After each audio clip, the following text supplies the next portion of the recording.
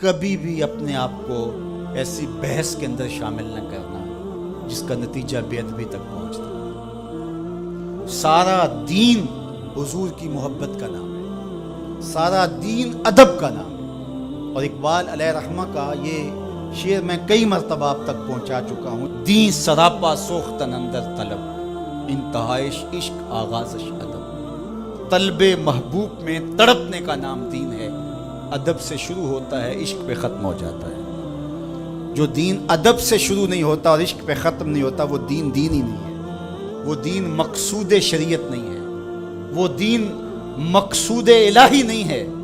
ادب سے شروع ہوگا، صحابہ کا ادب، اہل بیت کا ادب، اولیاء امت کا ادب، مقدسات اسلام کا ادب، رسولوں کا ادب، پیغمبروں کا ادب، بلکہ جہاں حضور گزرے اس مٹی کا بھی ادب، جہاں مقدس ہستیاں گزری ان پہاڑوں کا بھی، ان پتھروں کا بھی ادب، جہاں ابراہیم کے قدم لگے اس مقام ابراہیم کا بھی ادب، جہاں سیدہ ہاجرہ کے قدم لگے صفا اور مروہ کا بھی ادب۔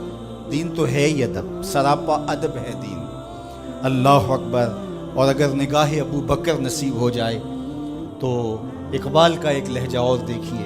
معنی حرفم کنی تحقیق اگر، بنگری بادیدہ صدیق اگر، قوت قلب و جگر گردت نبی، از خدا محبوب تر گردت نبی۔ ایک لمبی گفتگو ہے جس کے آخر میں یہ اشعار بیان ہوئے۔ معنی حرفم کنی تحقیق اگر، میری گفتگو کو اگر تو تحقیق کر کے بھی دیکھ لے، بنگری بادیدہ صدیق اگر، ابو بکر رضی اللہ تعالیٰ عنہ کی نگاہ نصیب ہو جائے تو پھر نتیجہ کیا ملتا ہے؟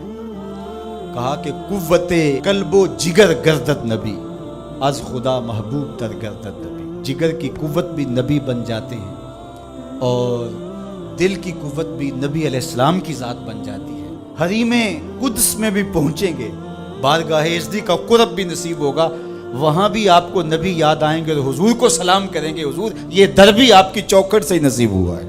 مقصود شریعت اللہ کی محبت ہے، لیکن اللہ کی محبت بھی آپ کو اسی در سے نصیب ہوگی تو خدا تک پہنچ کر تم نبی کو فراموش نہیں کر پاتے ہو، وہاں پہنچ کر بھی شکر گزار نبی کے بنتے ہو۔ اسی لیے جب نماز پڑھ لی، رکوع کر لیا، قیام کر لیا، سجدے کر لیے، ساری نماز مکمل ہوگی، کہا سلام اتنی دیر تک نہیں پھیرو گے جب تک کہو گے نہیں السلام علیکہ ایھا النبی، اے نبی تیرے اوپر سلام و خدا کا در دکھایا ہے تو تیری ذات نے دکھایا۔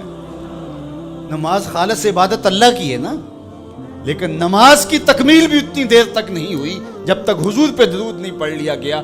یہ سجدے کا شعور دیا کس نے؟ یہ بندگی کا نور دیا کس نے؟ یہ تشہد، یہ سجدے، یہ قیام، یہ قومیں، یہ جلسے، یہ رکوع، یہ ثنا، یہ تحمید کس نے دی؟ یہ تکبیر و تحلیل کا نور کس نے بخشا؟ تو پھر سلام پھیرنے سے قبل کہا السلام علیکہ ایھا النبی، اے نبی تیری بارگاہ میں سلام، تیری چوکھٹ پہ سلام کہ تو نے خدا کے در تک ہمیں پہنچا۔